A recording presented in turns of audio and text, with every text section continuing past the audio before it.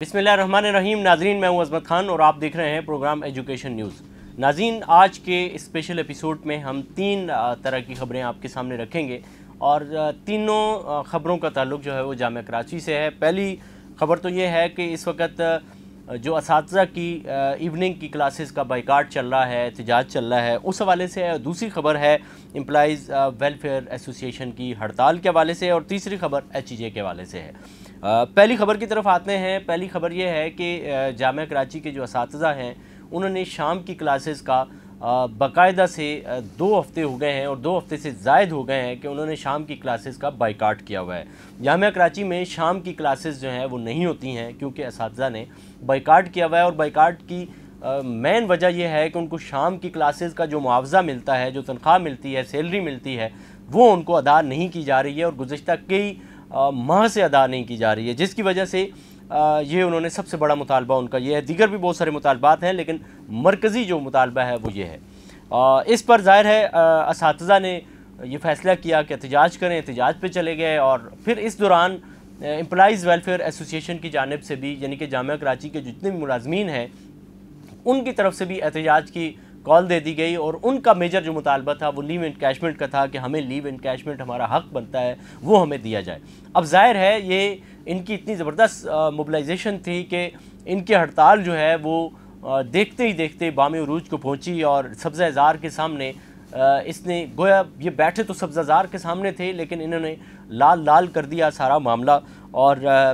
इनके एहतजाज की जो बाज़ गश्त है वो दूर तक चली गई। सिंध असम्बली में भी उस पर यकीनन बात करने के लिए सिंध असम्बली के मेम्बरान भी वहाँ पे हाज़िर हुए और दीगर भी पॉलिटिकल लोग वहाँ पे हाज़िर हुए और उन्होंने यकीन दहानी कराई कि वो अपने अपने प्लेटफार्म पे उनकी आवाज़ को वो ज़रूर उठाएंगे। अब असातिज़ा की जो तनख्वाहों के हवाले से, शाम के इवनिंग बिल के हवाले से ये जो प्रोटेस्ट चल रहा है,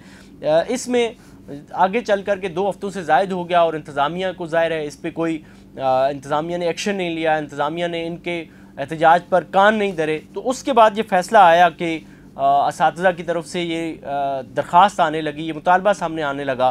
कि क्यों ना इस पर जनरल बॉडी बुलाई जाए। और फिर उस पर गुज़श्ता रोज़ जो है वो ऑनलाइन एक फॉर्म सर्कुलेट करके असातिज़ा से कहा गया कि आप बताएं जी जनरल बॉडी होनी चाहिए या नहीं। तो उस ऑनलाइन फॉर्म के ज़रिए 200 से ज़ायद असातिज़ा ने ये अपनी रिक्वेज़ेशन पेश की उस ऑनलाइन फॉर्म में कि जी जनरल बॉडी का इजलास जल्द अज जल्द होना चाहिए ताकि अगले मरहले का जो एहतजाज है उस पर बात की जाए, अगले इक़दाम क्या उठाने हैं उन पर बात हो। दूसरी तरफ ये था कि जनरल बॉडी की अभी जो इसका जनरल बॉडी के लिए एग्जीक्यूटिव कौंसिल का एक इजलास हुआ, कुछ रोज़ पहले भी हुआ और आज भी ये इजलास हुआ सुबह में। इस एग्जीक्यूटिव कौंसिल के इजलास में 20 से ज़ायद असातिज़ा ने सदर को ये कहा कि वो जनरल बॉडी का अनाउंसमेंट करें और जनरल बॉडी का ऐलान करें। और 20 असातिज़ा की ज़रूरत होती है कि वो एग्जीक्यूटिव कौंसिल के इजलास में ये बात कह दें कि जनरल बॉडी की जाए, लेकिन आज के जो एग्जीक्यूटिव बॉडी का इजलास था उसमें 50 से ज़्यादा लोगों ने ये बात कही है कि जनरल बॉडी का इजलास बुलाया जाए। अब ये बड़ा टफ़ आज का जो सूरत हाल थी इजलास में वो थी, वो इस तरह से कि शाह अली उल कदर साहब से उनके असातिज़ा ने और दीगर मेम्बरान ने कहा कि जनाब अली आप अनाउंसमेंट करें कि जनरल बॉडी का इजलास कब होना है, क्योंकि शाह अली उल कदर साहब ने गुज़श्ता दिनों एग्जीक्यूटिव कौंसिल के इजलास में भी ये बात कही थी कि वो मई के पहले हफ्ते में जनरल बॉडी का इजलास करेंगे। और फिर उसके बाद शाह साहब ने एम्प्लॉइज़ वेलफेयर एसोसिएशन के प्रोग्राम में भी और उनके एहतजाज में भी 2 दफ़ा हाज़िर होकर के ये कहा कि वो पहले तो जुमरात का कहा था, फिर जुमरात को जब वो हाज़िर हुए तो फिर कहा कि पीर को एग्जीक्यूटिव बॉडी का इजलास कर रहे हैं और जनरल बॉडी का इजलास कर रहे हैं। और फिर उसके बाद हम भी असातिज़ा भी किसी बड़े प्रोटेस्ट का इंदिया आपको देते हैं। आज फिर पीर को जनरल बॉडी का इजलास तो नहीं हुआ लेकिन एग्जीक्यूटिव कौंसिल का इजलास बहरहाल हो गया। तो उसमें फैज़ान नकवी साहब और गफरान साहब ने ये नुक्ता एतराज़ उठाया कि जनाब इस पर हर सूरत जो है वो जल्द अज जल्द होनी चाहिए, क्योंकि आज की अनाउंसमेंट ये की गई है कि 8 तारीख को गालबन उन्होंने रखा है कि जी हम जनरल बॉडी का इजलास करेंगे। तो उन्होंने कहा जी ये जल्दी किया जाए। फिर उस पर सेक्रेटरी साहब ने भी अपना कहा कि अगर इवनिंग की हड़ताल को ख़त्म किया गया तो मैं नोट ऑफ डिसेंट दूंगा। तो अब देखते हैं कि 8 तारीख को ये वाला अब आने वाले किस दिन में ज़ाहिर है ये इजलास करते हैं जनरल बॉडी का। अब दूसरी खबर ये है कि امپلائیز ویلفیئر ایسوسیشن جو ہے اس کی ہڑتال جاری ہے، اور ڈیلی وہ لوگ سبزہ زار میں جمع ہوتے ہیں، احتجاج کرتے ہیں، نعرے بازی کرتے ہیں، تقریر کرتے ہیں، اپنے مطالبات پیش کرتے ہیں اور پھر وہ خاموشی سے چلے جاتے ہیں۔ یوں جامعہ کراچی کا ایک جو انتظامی صورتحال ہے وہ دگرگوں ہے، وہاں اس طرح کی صورتحال کا سامنا جامعہ کراچی کو ہے۔ تیسری خبر یہ ہے کہ ایچ ای جے کے حوالے سے ہم آپ کو وقتاً فوقتاً خبریں دیتے رہتے ہیں، اور اس میں آج کی امپورٹنٹ خبر یہ ہے کہ آج وہاں پہ ایک اجلاس ہو رہا ہے، اور اس اجلاس میں کوشش یہ کی جائے گی کہ پروفیسر ڈاکٹر اقبال چودھری جو سابق ڈائریکٹر تھے، 2 دہائیاں وہ اس ادارے میں ڈائریکٹر کے طور پہ رہے ہیں، اور اب ان کے پاس پہلے تو ڈائریکٹرشپ کی سیٹ گئی، پھر اس کے بعد یونیسکو چیئر کی حوالے سے وہ کسی نہ کسی طرح اس ادارے میں آ جاتے تھے، پھر یونیسکو چیئر والا معاملہ بھی ان کے ہاتھ سے چھن گیا۔ پھر انہوں نے اس ادارے کے جو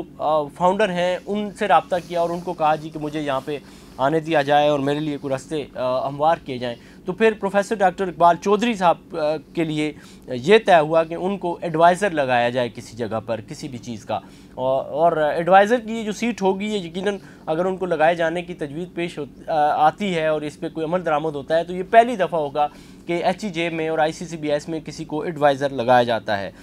کیونکہ ابھی موجودہ ڈاکٹر پروفیسر فرزانہ شاہین صاحبہ جو ہیں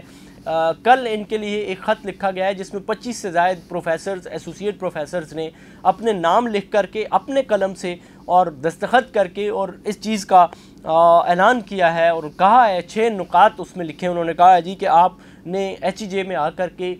بالکل یکسر جو اس کے قوانین تھے ان پر عمل درآمد کیا ہے، قواعد و ضوابط کا آپ نے خیال رکھتے ہوئے مکمل ان پہ عمل درآمد کی کوشش کی ہے، آپ نے یہاں کی تعلیمی کارکردگی کو بہتر بنانے کے لیے بہت ہی مؤثر قسم کے اقدامات اٹھائے ہیں، آپ نے ملازمین کے اور افسران کے اور اساتذہ کے ساتھ مل کر جس طرح ان کے دل جیتے ہیں، ان کے مسائل کو سنا ہے، ان کو حل کرنے کی کوشش کر رہی ہیں، اس کی مثال گزشتہ کئی دہائیوں سے یہاں پہ نہیں ملتی ہے۔ پھر انہوں نے یہ کہا کہ آپ نے تعلیمی کارکردگی کے لیے، تحقیقی ماحول کے لیے جو صحت مند ایک ماحول یہاں پہ فراہم کیا ہے یہ اس سے پہلے نہیں تھا، یہ آپ کی مرہون منت ہے، اور یہاں آپ نے جو ٹیم بنا کر کام کرنا شروع کیا ہے اس کی مثال بھی ماضی میں نہیں ملتی ہے۔